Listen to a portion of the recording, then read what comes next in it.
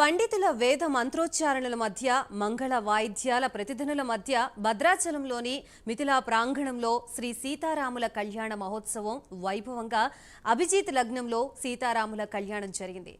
రాములోరి కళ్యాణానికి పెద్ద సంఖ్యలో హాజరై సీతారాముల కళ్యాణం తిలకించారు. రాష్ట్ర ప్రభుత్వం తరపున సీఎస్ ముత్యాల తలంబ్రాలు పట్టు వస్త్రాలు సమర్పించారు.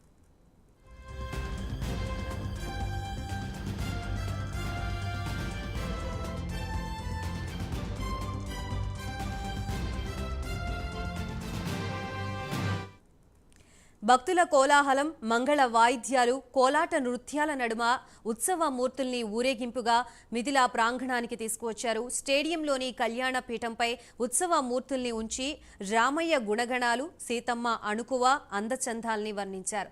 భక్త రామదాసు సీతారాముల కోసం చేయించిన ఆభరణాలు, ఆలయ క్షేత్ర ప్రాశస్త్యం, కళ్యాణ మహోత్సవ విశిష్టతను భక్తులకు వివరించారు. అభిజిత్ ముహూర్తాన అర్చకులు సీతారాముల శిరస్సులపై జీలకర్ర బెల్లం పెట్టారు.